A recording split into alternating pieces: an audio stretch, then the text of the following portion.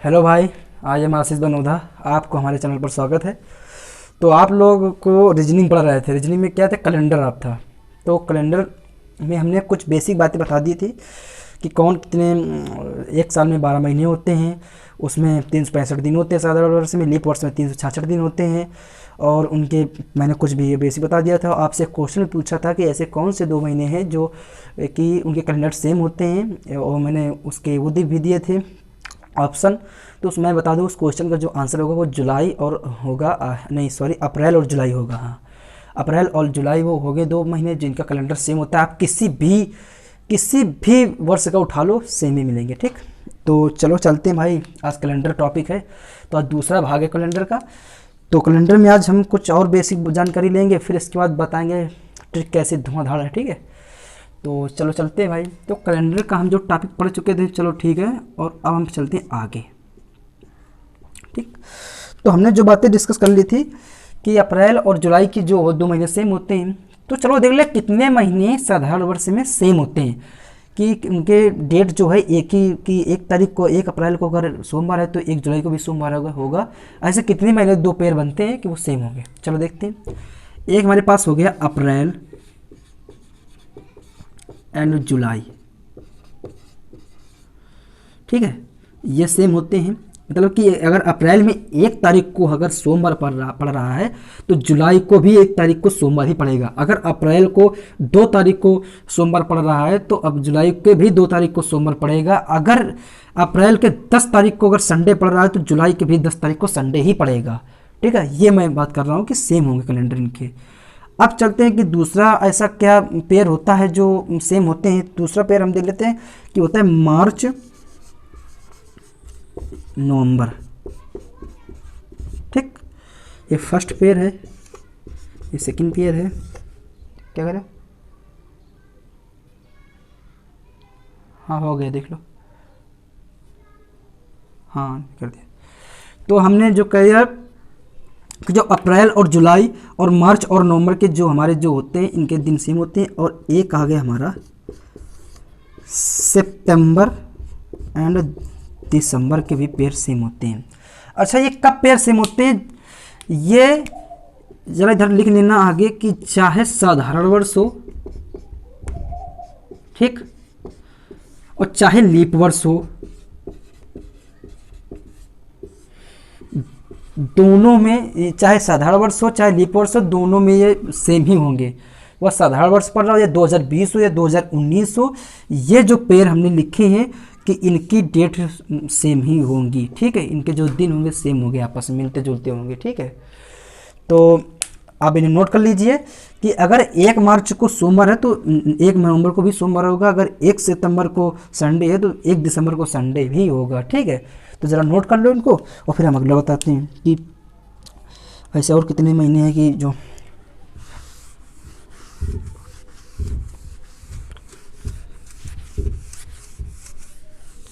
अब हम देखते हैं कि लीप वर्ष में सिर्फ कौन कौन से लीप वर्ष में कौन कौन से महीने समान होते हैं आपस में, कि सिर्फ अगर लीप वर्ष पड़ जाए तो कौन कौन से पेयर बनते हैं। वो तो चलो दोनों हो गए, लीप वर्ष में और साधारण वर्ष में भी तीनों वो पेयर समान होंगे, लेकिन ओनली सिर्फ लीप वर्ष की बात करें, उसमें कौन कौन से जो महीने कैलेंडर होगा वो सेम होगा। तो चलो देखते हैं। एक होता है जनवरी और अप्रैल। ठीक, इनका कैलेंडर सेम होता है। तो जनवरी और अप्रैल का कैलेंडर सेम होता है, चाहे लीप वर्ष में सिर्फ ये। ठीक, फर्स्ट ये हो गया। और हमारा दूसरा जो पेयर बनता है वो है जनवरी और जुलाई का। हम बात करें जनवरी और जुलाई और जनवरी और अप्रैल, मतलब दो ऐसे पेयर हैं जो सेम होते हैं। ठीक है, कि जनवरी और अप्रैल का पेयर लीप वर्ष में सेम होता है, और जनवरी जुलाई का भी पेयर होता है। मतलब कि सिर्फ लीप वर्ष में, यहाँ पर लिख लेना आगे, लीप वर्ष में ये सिर्फ सेम होते हैं दोनों महीने के पेयर। कि अगर 1 जनवरी को मंडे है तो 1 अप्रैल को मंडे होगा। अगर 2 जनवरी को संडे पड़ रहा है तो 2 अप्रैल को संडे होगा।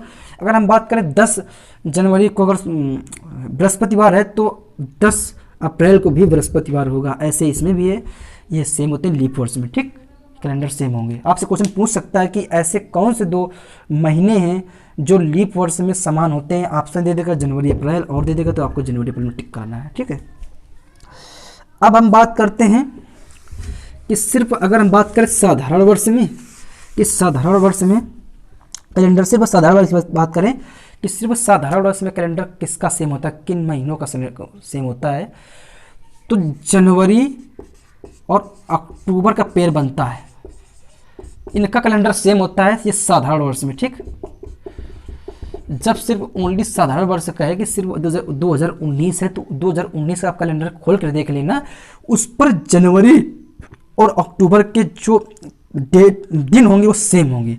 अगर 1 जनवरी को सोमवार पड़ रहा होगा तो 1 अक्टूबर को सोमवार ही पड़ेगा। साधारण वर्ष की बात कर रहा हूँ मैं, साधारण वर्ष की बात कर रहा हूँ, ठीक है, ना कि मैं लीप वर्ष की। ठीक, तो ये दोनों महीने सेम होंगे, इनके मतलब महीने सेम नहीं, इनके कैलेंडर जो होंगे सेम होंगे, जो डेट तो सेम होगी और इसके बाद दिन भी सेम होंगे। ठीक है, अब चलते हम कुछ नए नियम रूल की तरफ।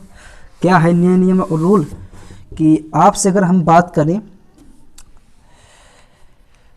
कि आपसे हम एक क्वेश्चन करते हैं, क्वेश्चन क्या, थोड़ा पहले हम टॉपिक बता दें आपसे कि अगर 365 में हम 7 से अगर डिवाइड करते हैं, या कुछ थोड़ा ध्यान रखो कि मैं क्या बता रहा हूँ, बस आप कुछ मत सोचो, बस देखो ये क्या बता रहा हूँ, इसके बाद बहुत बेहतरीन आपके पास थॉट प्रोसेस आने वाला है। ठीक है, तो 365 पर 7 के अगर भाग देते हो तो आपके पास रिमाइंडर कितना बचता है, 1। ठीक है, ये रिमाइंडर है।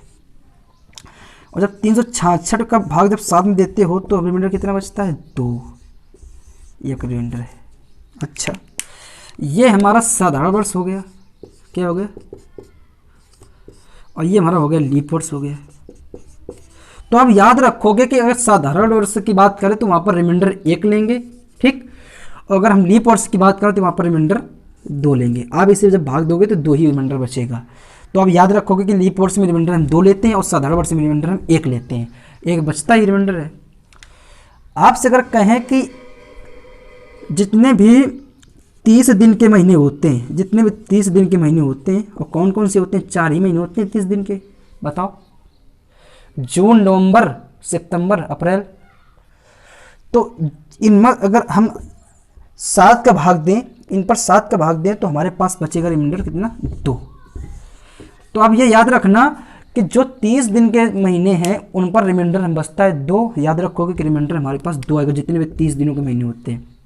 अब बात करें 31 दिनों के महीनों की बात, तो अगर उस पर 7 के भाग दोगे तो आपके पास बचेगा रिमाइंडर 3। ये भी याद रखोगे, अगर जितने भी 31 दिन के महीने हैं उन पर अगर हम 7 का डिवाइड करेंगे तो वहाँ पर रिमाइंडर 3 बचेगा। रिमाइंडर आपको याद रखना है जो 31 दिनों के महीने हैं। ठीक है, तो एक बार फिर देख लेते हैं कि जो हमारा 3 साधारण वर्ष है, साधारण वर्ष में रिमाइंडर 1 लेंगे, लीप वर्ष है तो लीप वर्ष का रिमाइंडर 2 लेंगे। क्यों लेंगे वो बताएंगे अच्छे क्वेश्चनों पर कैसे अप्लाई करेंगे, कैसे इनका यूज होगा, बस इन्हीं को हम लेंगे और आपको बेहतरीन ट्रिक बताएंगे। आप मात्र 5-5 सेकंड में हल करोगे कि इस तारीख को कौन सा दिन था। ठीक, और अगर 30 दिन के महीने जितने उन पर रिमाइंडर 2 लेंगे और जो 31 दिन का महीना वहाँ पर रिमाइंडर 3 लेंगे। अब बात करते हैं फरवरी की। तो फरवरी में आपको क्या करना है, चलो रुको,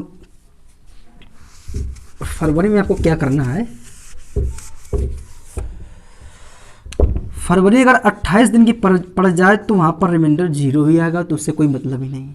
अगर 29 दिन का पड़ जाए तो वहाँ पर रिमाइंडर 1 लेंगे, क्योंकि यहाँ पर लीप वर्ष जब पड़ेगा तभी 29 दिन के लिए भी पड़ेगी। ठीक, और ये साधारण वर्ष में है, तो वहाँ पर जब साधारण वर्ष हो तो वहाँ पर फरवरी का रिमाइंडर 0 लेंगे, जब लीप वर्ष हो तो 1 लेंगे रिमाइंडर। भाई जब भाग दोगे तो 1 ही तो बचेगा रिमाइंडर आपके पास, शेष फल की बात कर रहा हूँ मैं। ठीक है, अब आपसे हम एक क्वेश्चन करते हैं कि जरा बताओ वर्ष 2006 के बाद ऐसा कौन सा वर्ष होगा, 2006 के बाद, 2006 के तुरंत बाद ऐसा कौन सा वर्ष होगा जिसका पूरा कैलेंडर सेम होगा, कैलेंडर सॉरी सेम होगा। ठीक, एक जैसा होगा यार, तो कैलेंडर एक जैसा होगा। ठीक है, तो आपको क्वेश्चन समझ में आ रहा है कि नहीं मैं क्या कह रहा हूं कि 2006 के बाद ऐसा कौन सा साल होगा जिसका पूरा कैलेंडर सेम होगा। तो आप कैसे करोगे, क्या करना है भाई, हमारे पास ये दिया हुआ है, आपसे पूछ रहा है कि बताओ 2006 के बाद ऐसा कौन सा साल होगा जिसका पूरा कैलेंडर सेम होगा। तो आपको क्या करना है ज़रा देखिए कि हम 2006 की बात करें तो इस पर रिमाइंडर कितना बचेगा बताइए।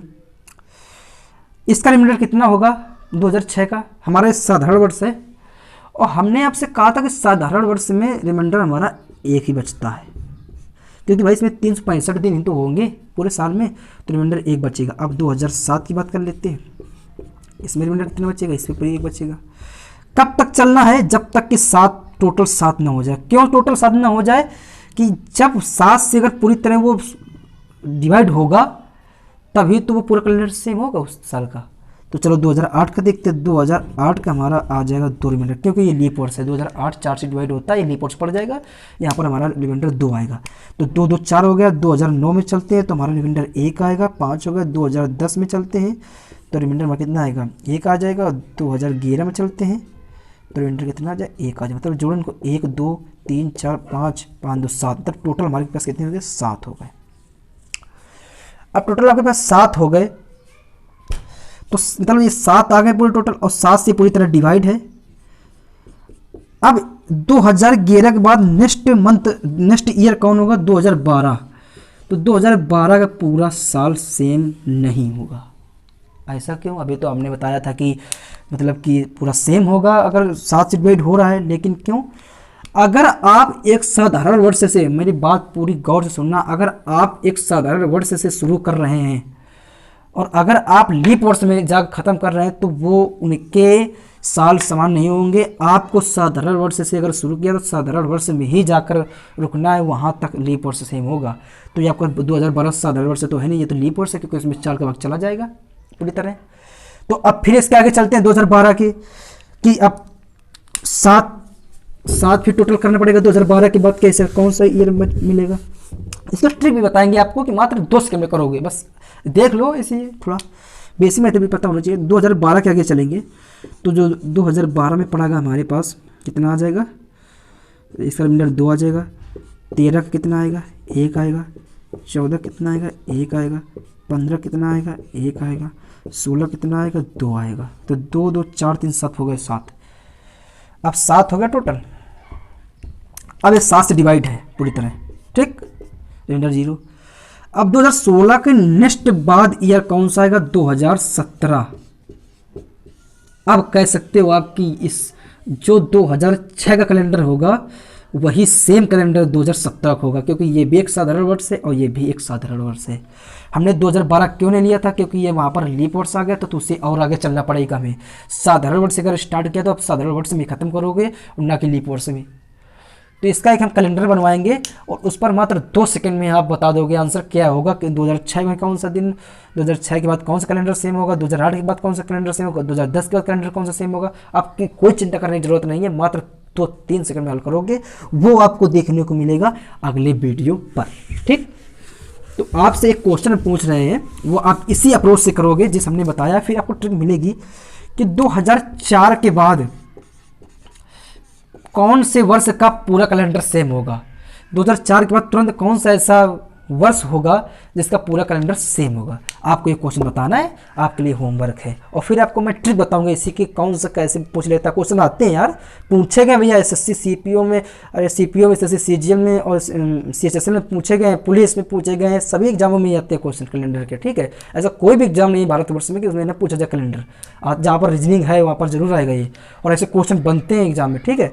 तो चलो चलते हैं भाई। तो अगले वीडियो पर ऐसी धांसू ट्रिक बताऊंगा कि आप यार देखते रह जाओगे कि मात्र 5 सेकंड में आंसर आपके पास आएगा। 5 सेकंड में, मैं वादा करता हूँ 5 सेकंड में आप निकालोगे कि मैं पूछ लूँ 2020 के बाद ऐसा कौन सा वर्ष होगा जिसका पूरा कैलेंडर समान होगा। तो 2020 का वही आगे चलकर 2000 जितने का भी हो वो पूरा कैलेंडर सेम होगा।